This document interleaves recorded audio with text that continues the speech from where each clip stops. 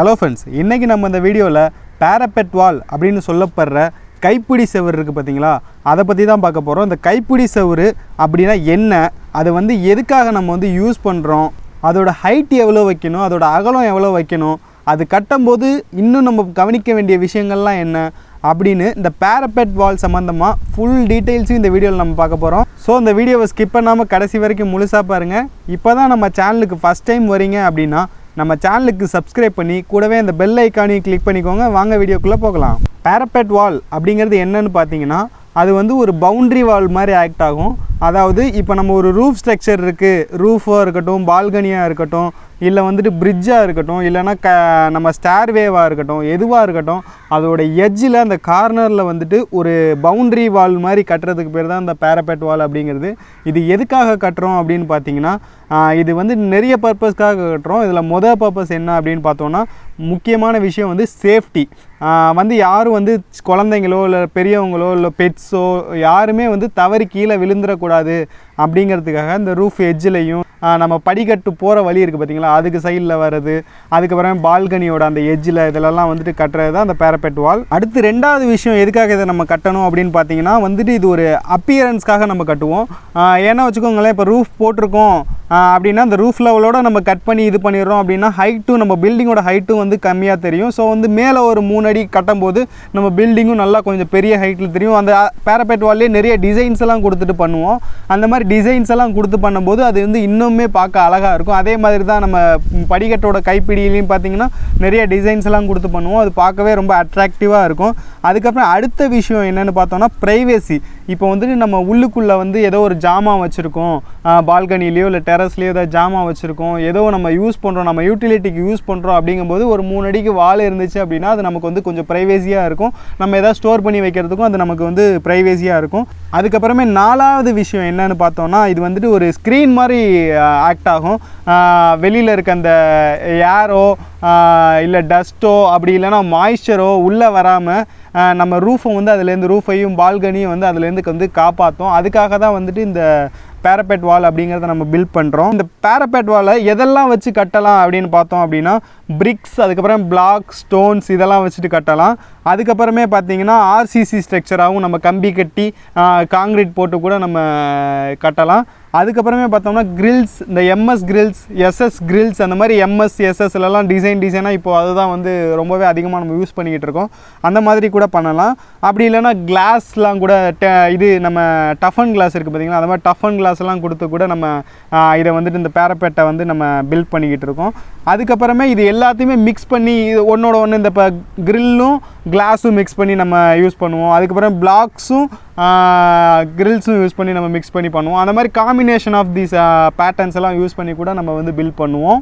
Okay, இப்போ இது எப்படி முறையாக கட்டலாம் அப்படிங்கிறத பார்த்துடலாம். ஃபஸ்ட்டு இதோட ஹைட்டு எவ்வளோ இருக்கணும் அப்படிங்கிறத பார்த்துருவோம். இதோட ஹைட்டு பார்த்தீங்கன்னா மினிமமாக 2.5 ஃபீட் இருக்கலாம். மேக்ஸிமம் பார்த்தீங்கன்னா 5 ஃபீட் வரைக்கும் நம்ம கட்டலாம்.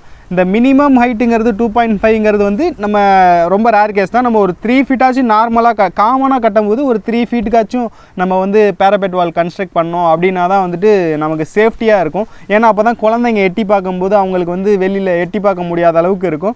அப்படி இல்லை 2 ஃபீட்டுக்கு கம்மியாக கட்டுறோம், 3 ஃபீட்டுக்கு கம்மியாக கட்டுறோம் அப்படிங்கும்போது குழந்தைங்க தவறி விழுகிறதுக்கான வாய்ப்புகள் நிறையவே இருக்குது. அதனால் குறைஞ்சது ஒரு 3 ஃபீட்டாச்சும் நீங்கள் பேரபெட் வால் கட்டிக்கிறது தான் ரொம்பவே நல்லது. அதுக்கப்புறமே பார்த்தீங்கன்னா, இப்போ நம்ம தட்டோடு அந்த மாதிரி உள்ள டைல்ஸ் அதெல்லாம் லே பண்ணும்போது நம்ம பேரபெட் வாலோட ஹைட் கம்மியாகிடும்.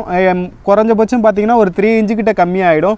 ஸோ நீங்கள் அதெல்லாம் கன்சிடர் பண்ணி நீங்கள் ஃபினிஷிங் லெவல்லேருந்து ஒரு 2.75 ஃபீட் வர மாதிரி நீங்கள் கன்ஸ்ட்ரக்ட் பண்ணீங்க அப்படின்னா ரொம்பவே நல்லது. அதுக்கப்புறமே ஒரு முக்கியமான விஷயம் என்னென்னு பார்த்தோன்னா, நிறைய பேர் இந்த பேரபெட் வாலை 4.5 வால், அதாவது ஒத்த செங்கல் வச்சுட்டு கட்டுவாங்க. அது ஒரு சரியான முறை கிடையாது. ஏன்னா இந்த 4.5 வால் அப்படிங்கிறது அந்தளவுக்கு ஸ்ட்ரென்த்தாக இருக்காது. இப்போ யாராச்சும் ஓடி அதில் விழுகிறாங்க அப்படின்னா கூட அந்த வால் பிரேக் ஆகிட்டு நீங்கள் கீழே விழுகிறதுக்கான வாய்ப்புகள் நிறையவே இருக்குது. ஸோ இந்த 4.5 வால் அப்படிங்கிறது இந்த சேஃப்டி பர்பஸ்லையும் சரி, அதுக்கப்புறம் டிசைன் ஆஸ்பெக்ட்ஸ்லையும் சரி, இந்த 4.5 வால் அப்படிங்கிறது ரெக்கமெண்டட் கிடையாது. நீங்கள் மினிமம் ஒரு 9 இன்ச்சுக்காச்சும் இந்த பேரபெட் வால் கட்டுனீங்க அப்படின்னா தான் ஓகேவாக இருக்கும். இந்த 9 இன்ச்சு கட்டும்போது நம்ம 2 செங்கல் வச்சு கட்டுவோம். ஸோ இந்த 9 இன்ச் வால் தான் மினிமமாக கரெக்டான சைஸு. அதுக்கப்புறமே எல்லார் வீட்லேயுமே ரொம்ப காமனாக அந்த பேரபெட் வாலில் இருக்கக்கூடிய ஒரு பிரச்சனை அப்படின்னு பார்த்தோன்னா கிராக்ஸ் வர்றது தான். இந்த பேரபெட் வாலோட டாப்பில் பார்த்தீங்கன்னா எல்லா சைடுமே பயங்கரமாக அங்கிட்டும் இங்கிட்டும் ஏர் கிராக்ஸ் ஓடி இருக்கும், பயங்கர கிராக்ஸோடு இருக்கும். அது மட்டும் இல்லாமல் இந்த காலம்ஸ் எல்லாம் நம்ம மேலே ரூஃபோட காலம்ஸ் வந்து ஜாயின் பண்ணி விட்டுருப்போம், அந்த இடத்துலையும் பார்த்தீங்கன்னா பயங்கரமாக கிராக்ஸ் வந்திருக்கும். அதெல்லாம் வந்துட்டு வராமல் தடுக்கணும் அப்படின்னா என்ன பண்ணணும் அப்படின்னு பார்த்தீங்கன்னா, இந்த காலம் இருக்குது பார்த்தீங்களா, நீங்கள் இப்போ எக்ஸ்டெண்ட் பண்ணி விட்டுருக்கீங்க பார்த்தீங்களா காலம், அந்த காலமும் பிளாக்ஸும் ஜாயிண்ட் ஆகிற இடத்துல பிளாஸ்டரிங் பண்ணும்போது நீங்கள் அந்த மெஷ் இருக்குது பார்த்தீங்களா, ஒயர் மெஷ்ஷோ இல்லைனா பிளாஸ்டிக் ஒரு மெஷ்ஷோ ஏதோ ஒரு மெஷ்ஷை வச்சுட்டு நீங்கள் ஃபஸ்ட்டு அதை இது பண்ணி அந்த ஜாயிண்டில் வந்து அடிச்சுட்டு அதுக்கப்புறமே பிளாஸ்டரிங் பண்ணிங்கன்னா இந்த கிராக்ஸ் வந்துட்டு சைடு கிராக்ஸ், அந்த காலம் இந்த ஜாயின்ஸில் வர கிராக்ஸ் வந்து வராது. இது வந்து பேரபெட் வாலுக்குன்னு மட்டும் கிடையாது, நீங்கள் நார்மலாகவே பிளாஸ்டரிங் பண்ணும்போது எல்லா ஜாயின்ஸ்லையுமே வந்து இதை யூஸ் பண்ணிட்டு பண்ணிருக்கீங்க அப்படின்னா உங்களுக்கு வந்து எங்கேயுமே மேக்ஸிமம் கிராக்ஸ் வராது. அதுக்கப்புறம் இந்த டாப்பில் வர கிராக் இருக்குது பார்த்தீங்களா, அது வந்து எதனால் வருதுன்னு பார்த்தீங்கன்னா, இப்போ மழை பெய்யும் போது அந்த தண்ணி வந்து இந்த மேல் பரப்புலேயே ரொம்ப நாள் நின்று போயிடும். அது நின்று அந்த மேலெல்லாம் ஃபுல்லாக கிராக்ஸ் ஆகி அந்த கிராக்ஸ் வழியாக தண்ணி உள்ளே இறங்கி அந்த பேரபெட் வாலை ஃபுல்லாகவே டேமேஜ் பண்ணுறதுக்கான வாய்ப்பு நிறையவே இருக்குது. ஸோ வந்து நீங்கள் பேரபெட் வால் போடும்போது மேலே கேப்பிங் பீம் அப்படின்னு சொல்லுவாங்க, மேலே ஒரு 2 இன்ச்சுக்கோ 3 இன்ச்சுக்கோ அந்த மாதிரி ஒரு காங்கிரீட் மாதிரி வந்து நீங்கள் கம்பி கொடுத்தும் போடலாம், இல்லை கம்பி கொடுத்து போடலைனாலும் பரவாயில்ல. நீங்கள் நார்மலாக ஒரு பீம் மாதிரி காங்கிரீட்டில் ஆர்சிசி ஸ்ட்ரக்சரில் நீங்கள் போட்டிங்க அப்படின்னா ரொம்பவே நல்லது. நீங்கள் போட்டிங்க அப்படின்னா மேலே வந்து கிராக்ஸ் வந்து மேக்ஸிமம் வராது, எந்த கிராக்ஸுமே இல்லாமல் அவ்வளோ அழகாக இருக்கும் பேரபெட் வால். ஸோ வந்து நீங்கள் இது போடும்போது நீங்கள் இந்த ஆர்சிசி ஸ்ட்ரக்சரை வச்சுட்டு போட்டு பாருங்கள், ரொம்பவே நல்லாயிருக்கும். அப்படி இல்லைன்னா ஆர்சிசி யூஸ் பண்ண முடியல, இல்லை நீங்கள் இன்னும் கொஞ்சம் அழகாக காட்டணும் அப்படின்னு நினச்சிங்கன்னா மேலே வந்து இந்த டெரகோட்டா ஸ்டோன்ஸ் எல்லாம் இருக்கும், அந்த டெரகோட்டா ஸ்டோன்ஸாக இருக்கட்டும் இல்லைன்னா வேறு டிஃப்ரெண்ட்டான ஸ்டோன்ஸ் ஸ்டைல்ஸ் அதெல்லாம் இருக்கும், அதெல்லாம் வந்து நீங்கள் மேலே வந்து லே பண்ணிட்டீங்க அப்படின்னா ரொம்பவே அழகாக இருக்கும், பார்க்குறதுக்கும் அழகாக இருக்கும். தென் வந்து உங்களுக்கு ஸ்ட்ரென்த்தும் வந்து ரொம்பவே நல்லாயிருக்கும். பேரபெட் வந்து அவ்வளோ சீக்கிரத்தில் டேமேஜ் ஆகாது. ஸோ நீங்கள் வந்து அதை வந்து யூஸ் பண்ணிக்கலாம். அப்படி இல்லைன்னா மெட்டல் ஷீட்ஸை கூட அந்த கேப்பிங்காக வந்து நம்ம கவர் மாதிரி யூஸ் பண்ணிக்கலாம், மெட்டல் ஷீட்ஸ். அதுக்கப்புறமே நிறைய இது மெட்டீரியல்ஸ் யூஸ் பண்ணி நம்ம யூஸ் பண்ணலாம். அதுக்கப்புறம் இந்த டாப் சர்ஃபேஸ் இருக்குது பார்த்தீங்களா, அதை வந்து நீங்கள் ஃப்ளாட்டாக வைக்காமல் ஸ்லோப்புடாக வந்து கன்ஸ்ட்ரக்ட் பண்ணீங்க, பிளாஸ்டிங் பண்ணும்போது ஸ்லோப்டாக பண்ணீங்க அப்படின்னா உங்களுக்கு வந்து மேலே வாட்டர் நிற்காது. ஸோ வந்து இந்த டேமேஜ் வந்து ரொம்பவே கம்மியாகும். ஸோ வந்து நீங்கள் பேரபெட் வால் கன்ஸ்ட்ரக்ட் பண்ணுறீங்க அப்படின்னா ஃப்ளாட்டாக மேலே வச்சிடாதீங்க, கொஞ்சம் லைட்டாக ஸ்லோப் வச்சுக்கோங்க, அப்போ தான் வந்துட்டு உங்களுக்கு நல்லா லாங் லைஃப் வரும். அதுக்கப்புறம் ஃபைனல் அண்ட் முக்கியமான விஷயம் என்னென்னு பார்த்தோம் அப்படின்னா, இந்த பேரபெட் வாலும் ரூஃபும் ஜாயிண்ட் ஆகிற இடம் இருக்கும் பார்த்தீங்களா, அது வந்து சரியாக பாண்ட் ஆகாமல் அந்த இடத்துல சின்னதாக கேப் இருந்துட்டு அதில் தண்ணி தேங்கி நின்று ரொம்பவே ஈரங்காத்து பில்டிங்கே வந்து அது கொலாப்ஸ் பண்ணுறதுக்கான வாய்ப்புகள் நிறையாவே இருக்குது.